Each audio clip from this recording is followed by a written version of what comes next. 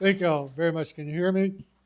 I have a big voice, so if I overwhelm you, let me know. Uh, as she said, I'm Shealy McCoy. I met Joyce in 2011 when she kind of walked at me with that beaming face and said, "Shealy, would you mind thinking about doing a quality of life survey for us?" I said, "Sure." "Oh, and would you mind thinking about doing this trial program we are in?" "Sure." So Joyce and I have been down this path a long time. I hope that this will relate to you. Pardon me if I have these notes. My memory is not good. It wasn't good before I had surgery. It certainly is not good after.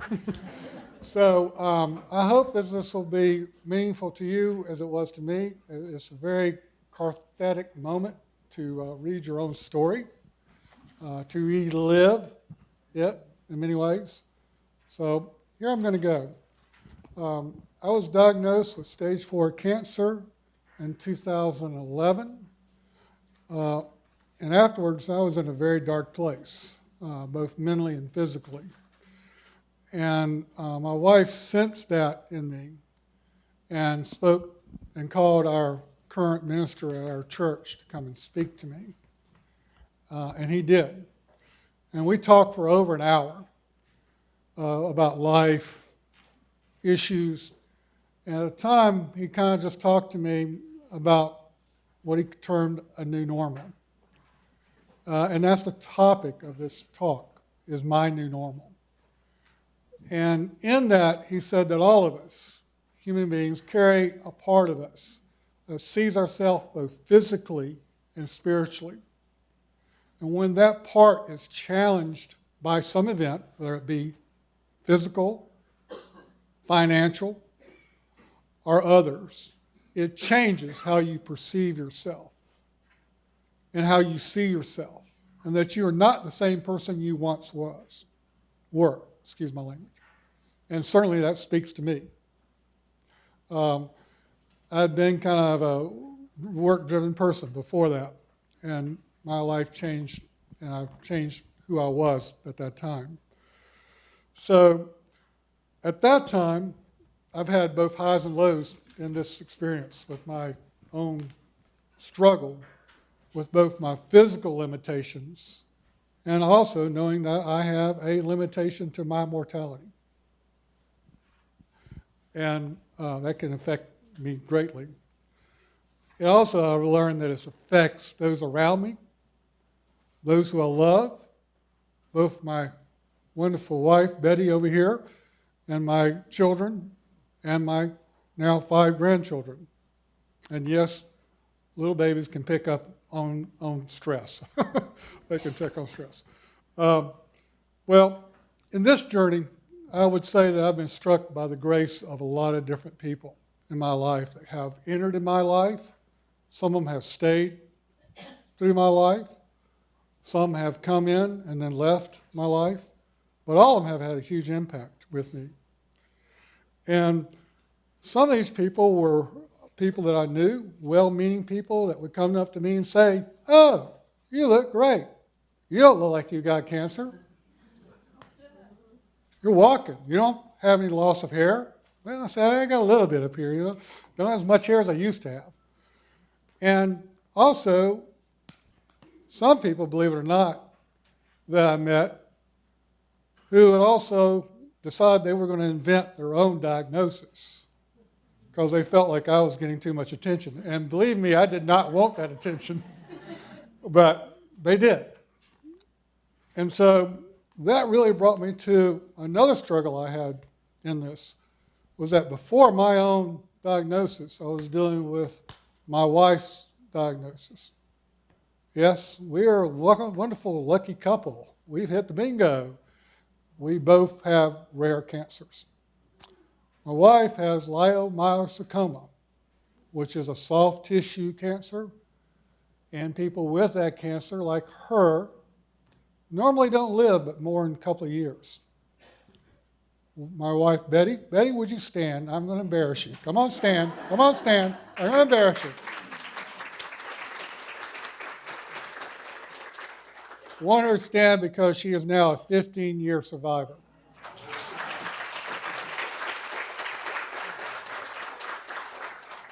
but I also will tell you that I was not really a really good struggled with my own attention to her issues. And she struggled mightily, both silently. One of her prayers at the time, our youngest daughter was in middle school, was to see our daughter graduate from high school. High school. That same daughter now has 2 grandchildren, and my wife Betty is still with me. So we're grateful for that. So I mentioned this grace from others, and some people have always been through this journey with me. One of the first persons I mentioned here is my wife Betty, whose stubbornness at the time I had my ruptured appendix, and it did rupture. It was one of the biggest pains I had in my life since I broke my arm when I was 8. And my stomach was about the size of a basketball.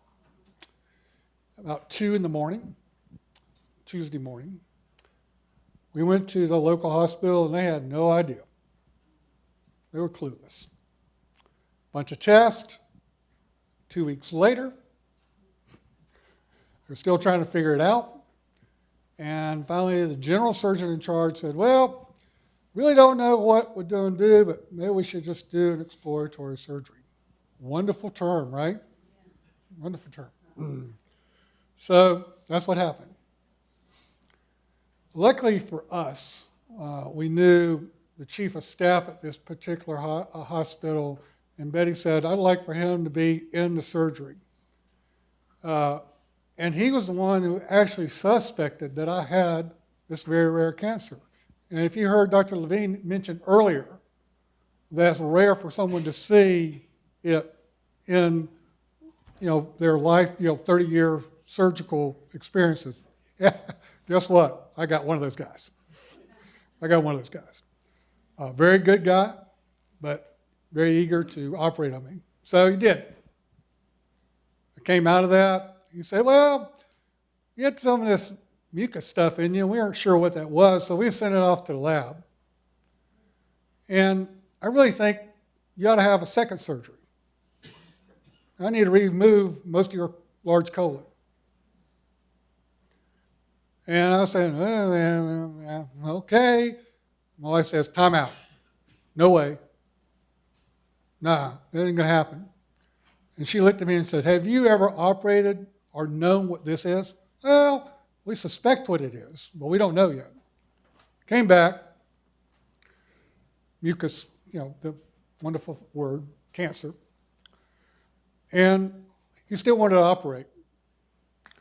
And my wife said, no way. We're going to find out who to go to, how to get there, and who to see. So he calls in his buddy who was the head of the local cancer place in Columbia, South Carolina. And he had never seen it. Matter of fact, he came in with a piece of paper that looked like this and said, well, I think you may have, he said endocarcinoma, right? So my wife said, okay.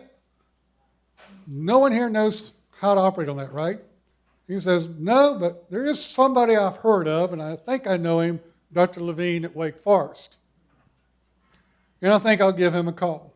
My wife said, well, I think that'd be a good idea. So in that time, we're still waiting on that, and we get to Wake Forest later. Because I had to heal. I still had, trying to heal from this first surgery, right? So I get to meet Dr. Vatanopoulos, or as I call him, Dr. V. And I'd say that, Dr. V is just a wonderful person, a wonderful researcher, doctor, truth-sayer. And he looked at me and said, Shealy, if you'd had that surgery, the surgery that you may be able to get from me would have been much more complicated. You probably would have had a really change in your quality of life. And so you better thank your wife. So thank you, Betty. So she was really one of the first persons, and then Dr. V was the next person in this story that I met, and really has helped me through this time, the struggle. But it's another person that we met also while we were in the hospital. I had never met someone like myself that had a similar diagnosis.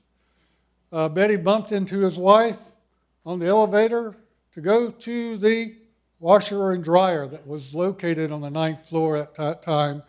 And they were both, and she was searching for it. She saw the laundry detergent in her hand and said, "Oh, you must be looking for the washer and dryer." So they talked, and we met him later once I got out of my surgery, which was 13 hours. And we talked with him. They could not help him. His had gone to the stage where it was not going to be operable. And so he went home. We kept in contact. We got word that he was struggling with that end of his life. We went up to see him. And as we got to that door, I'll be honest with you, I was about to chicken out. Because I was saying, I don't know if I can look at myself in his face. Because that was what I was thinking. This could be me. So I went ahead and made that venture in.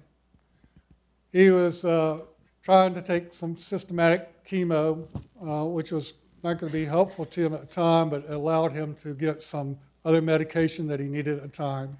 That's really why he was on it. And we talked. He had no hair, so Betty bought him this little wig. He wore it. It was, I think it was a WWE wrestler. Guys, I've forgotten what his name is. But anyway, at the time he was a pretty famous wrestler. So she'd bought his, he had the scarf and the whole bit. And he wore it, and they had a great time.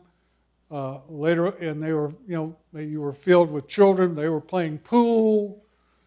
They were watching movies, and they were having a great time. Later on, he did pass away from that. But I still remember the look on his face, the joy he felt, and the love that you could feel in that room. I think someone related earlier about the caregivers of being around a person struggling, and he certainly was struggling. So all these people can make a difference in your life, and it can touch you. Another part of my journey was a gift that my wife, my oldest daughter, and her, at that time, I think it was his 2-year-old son, decided to give me.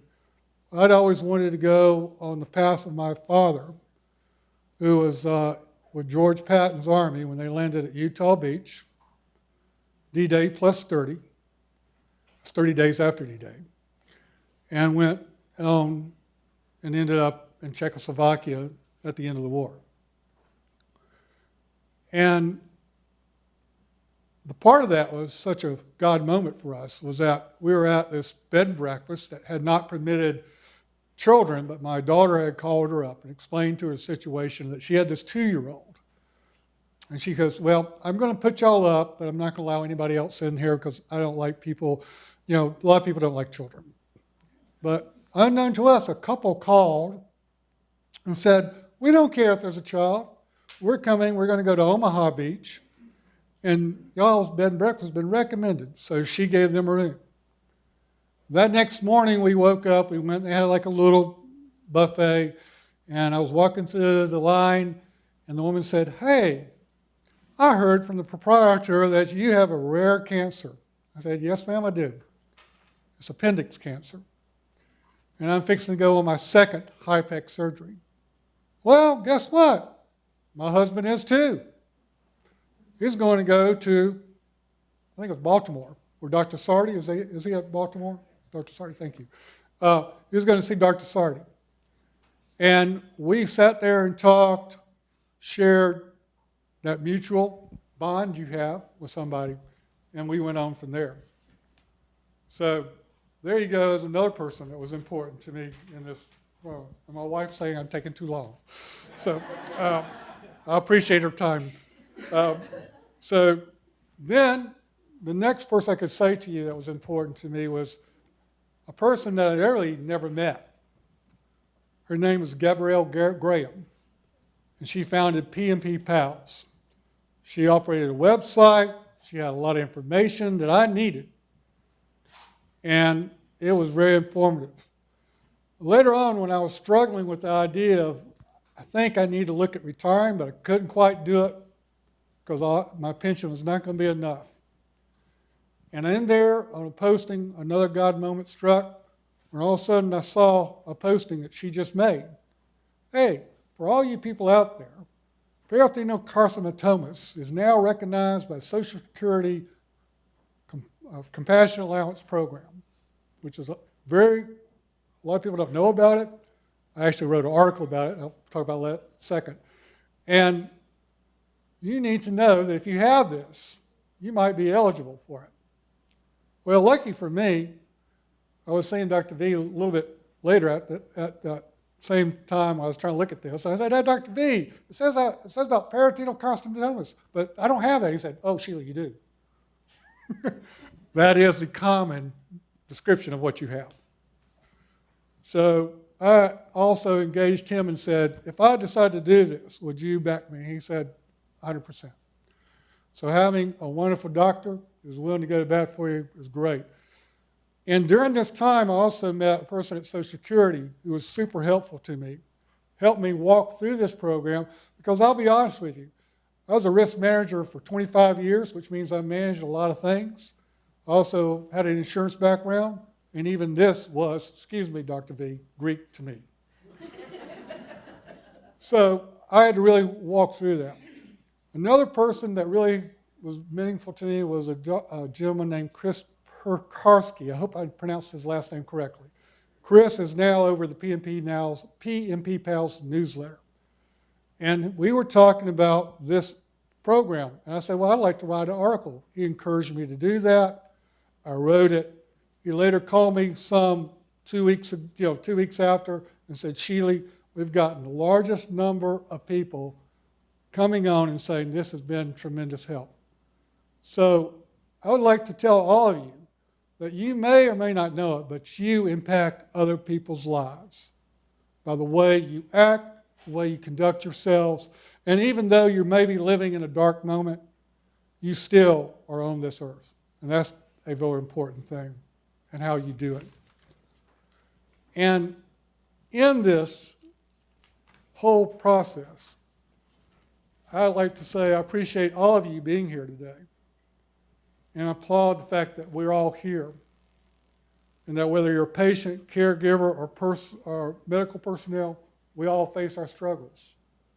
Like me, you may have also had to find a new normal in your life. But be grateful that you are here to enjoy that. And I also would like to quote 2 lines from a very important poem to me that I read in high school. I hope I pronounced this correctly. Desiderata by Max Ehrmann. And these are 2 lines that I think impacts me and may be meaningful to you. I want to nurture your strength of spirit to shield you in sudden misfortune, but do not distress yourself with dark imaginings.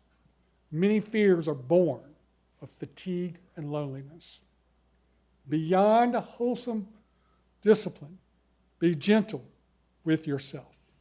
You are a child of the universe, no less than the trees and the stars, and you have a right to be here.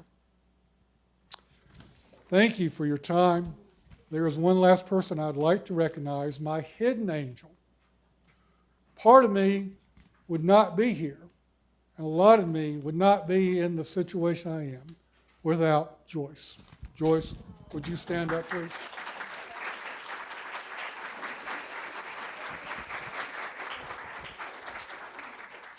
Joyce, wonderful, bubbly personality, talked me into giving this speech. I will tell you I did not read it verbatim because I pressed on time. But I hope it's meaningful to you, and like you, we all are on our new normal. Thank you for your time.